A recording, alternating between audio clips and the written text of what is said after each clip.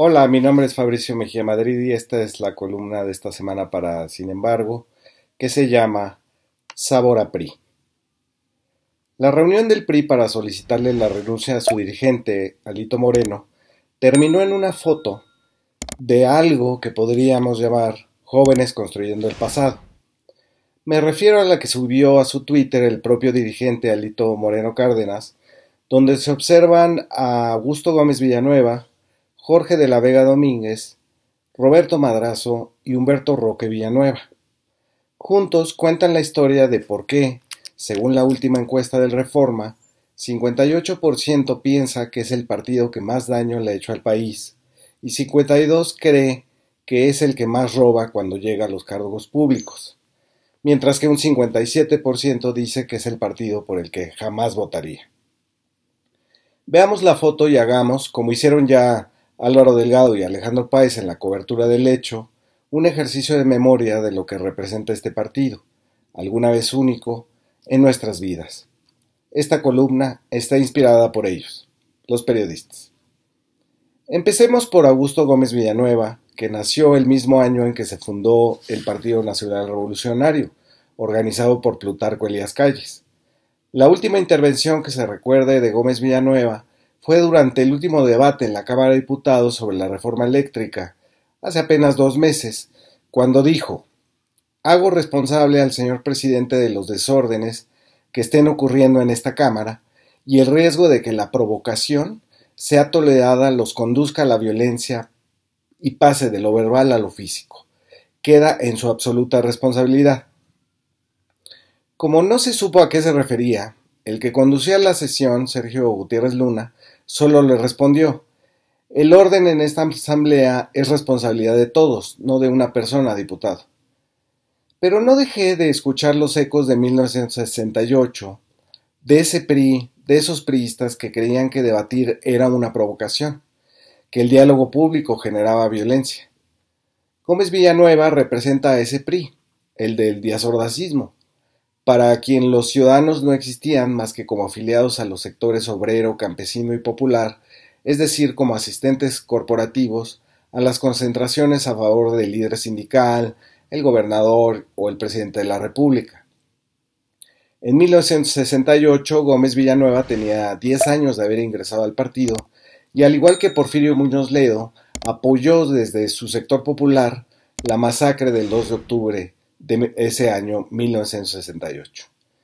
En 1974, Gómez Villanueva fue nombrado secretario de la Reforma Agraria por Luis Echeverría y se hizo de un fideicomiso, Bahía de Banderas, en Nayarit, que supuestamente iba a llevar a cabo un desarrollo turístico. Pero en vez de hacerse cargo del proyecto que expropiaría tierras a los ejidatarios sin siquiera indemnizarlos, Gómez Villanueva se depositó el dinero público en su propia cuenta mediante una empresa, Nueva Vallarta, que dirigía Alfredo Ríos Camarena, el director, a su vez, del fideicomiso Bahía de Banderas. La empresa se apropió de 70 kilómetros de playa expropiada a los pescadores y ejidatarios y obligó a Banobras a entregarle el dinero del proyecto turístico a la empresa privada de Gómez Villanueva. En 1977, a Alfredo Ríos Camarena lo metieron a la cárcel por desfalco, aunque salió 3 años después al pagar unos 11 millones de pesos de los 1.236 millones que significó ese quebranto al patrimonio público. Pero Gómez Villanueva no fue a prisión, sino a Italia como embajador del gobierno de José López Portillo. Ahora reaparece al lado de Alito Moreno en este retrato íntimo. Sigamos con Jorge de la Vega Domínguez. Puede resultar hasta simpático que él fuera quien presentara a Díaz Ordaz con su futura amante, Irma Serrano, la tigresa, pero fue durante su año como gobernador de Chiapas, entre 1976 y 77, cuando cometió realmente un crimen.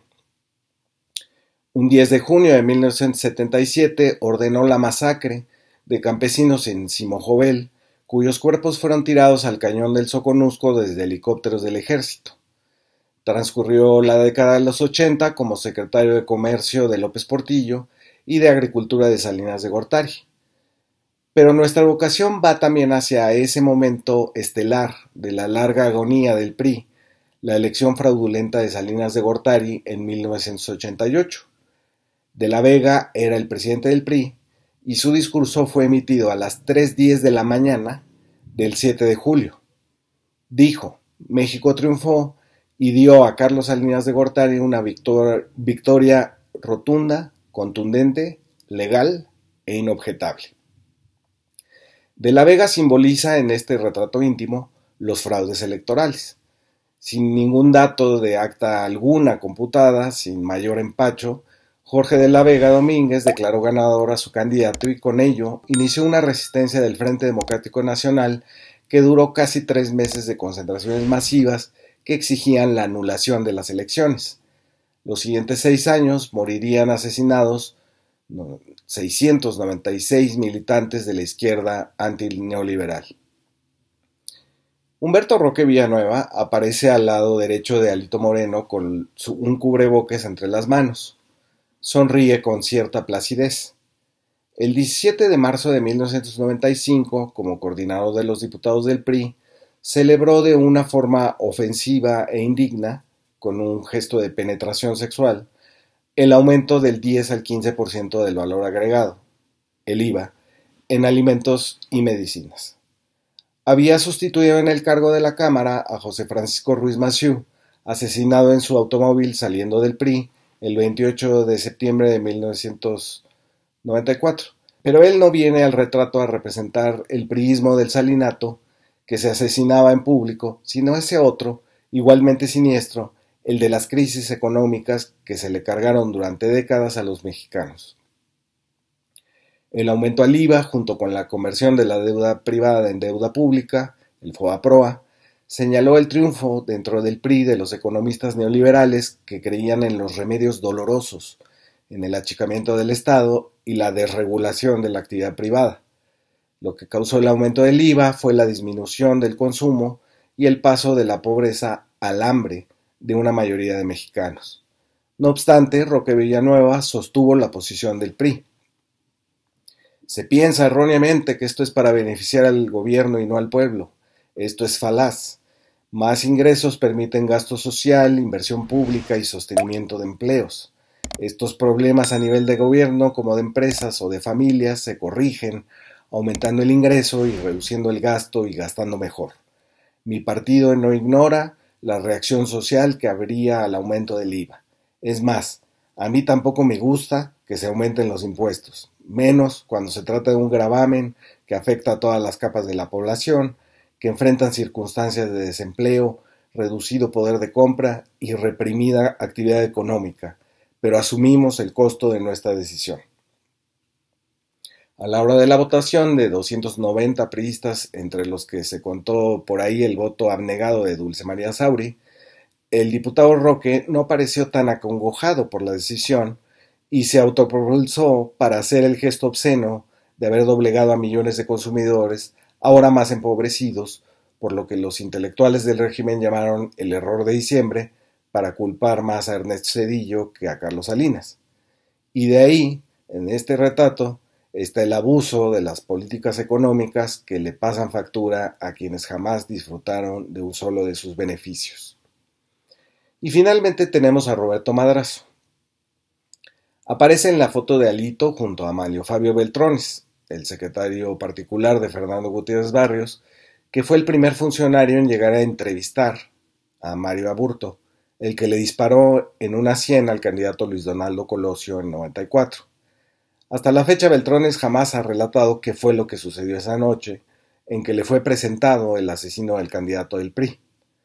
Pero veamos a Madrazo. Lo evocamos aquí por tres asuntos muy priistas: el gasto ilegal en las campañas electorales, la tenebra de sus negocios y propósitos, y la trampa simple y llana. La primera. La mañana del 5 de julio de 1995, durante el plantón que López Obrador realizaba en el Zócalo de la capital para protestar contra el fraude electoral en su estado, de un camión de la basura bajaron 32 cajas de documentos financieros de la campaña para la gobernatura del PRI en Tabasco. Según el análisis, que tardó 4 días y noches en hacerse, Roberto Madrazo había gastado 237 millones de nuevos pesos en comprar a sus electores. La cifra era 70 veces más cara que lo que había costado la campaña de Ernesto Zedillo a la presidencia de la República. Cada voto para Madrazo había costado 800 pesos. De ahí, Madrazo saltaría a la presidencia del PRI, con el apoyo mudable de la líder del sindicato de maestros, Elbester Gordillo, y a la campaña presidencial, en la que Felipe Calderón acabó por cometer un fraude electoral contra López Obrador en 2006, con la complicidad del IFE de Luis Carlos Ugalde. En esa elección, Madrazo no llegó más que al 22% de la votación total. ¿Quién sabe cuánto le costó cada voto? Porque la autoridad electoral se concentró en tratar de convencernos de que no había existido el fraude de Calderón con el programa de cómputo que administraba el cuñado del candidato, Hildebrando. Hoy, una parte de la familia de Madrazo financia el portal de intervención político-cómica Latinos, pero no puedo dejar de evocar lo que sucedió el 30 de septiembre de 2007, durante el Maratón de Berlín. Roberto Madrazo, entonces de 55 años de edad, compitió junto con otros 40,000 corredores y llegó en primer lugar. En la foto se le ve levantando los brazos, en pantalón y chamarra, sin sudor, sonriendo en son de una victoria esencialmente priista, es decir, con trampa. Resulta que entre el kilómetro 20 y el 35 Madrazo desapareció de los registros del chip que llevaba y reapareció después de haber recorrido 15 kilómetros en tan solo 21 minutos. Al darse cuenta, los organizadores le pidieron una disculpa y que regresara la medalla. Al más viejo estilo priista, Madrazo negó todo y acusó de persecución política a los organizadores. Dijo: el objetivo del escándalo es restarle credibilidad y apoyos a un proyecto social que tengo en marcha denominado Maratón, una fundación para la competitividad. Nunca se supo en qué acabó ese proyecto o fundación. Tampoco regresó la medalla. Ese retrato íntimo del PRI no podría completarse sin Alito Moreno, que sintetiza lo que aquí hemos delineado.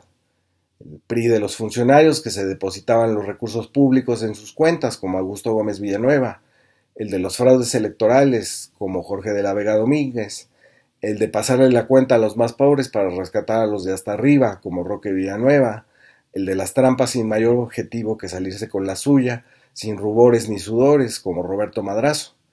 Ahora se presenta Alito en la crisis de la virtual desaparición del PRI de la faz de la tierra, y es decir, como hacen los panistas aliados ahora del PRI, que Morena es el nuevo PRI. Imagínense el disparate, el desvarío, que supone endilgarle a tus adversarios políticos el mote de quien es actualmente tu propio aliado. El PRI fue una maquinaria de control fundada desde la presidencia de Plutarco Elías Calles, que incorporó por la fuerza organizaciones, sindicatos, asociaciones campesinas y populares. Adentro, como sector, estaba también el ejército. Como un mecanismo de control, inventó sus mexicanos, esos personajes cuya identidad era el aguante, el sufrimiento y el dolor, y por supuesto creó aquello de que la muerte no nos importaba. Los mexicanos del PRI eran acomplejados, resignados y muy aguantadores. No existe ahora un nuevo PRI porque estamos dentro de un cambio democrático decidido por 30 millones de ciudadanos plebeyos, no dentro de una maquinaria de sometimiento que masacró estudiantes, desapareció guerrilleros, asesinó luchadores sociales. No habrá nuevo PRI, sino un México sin él. Gracias por escuchar.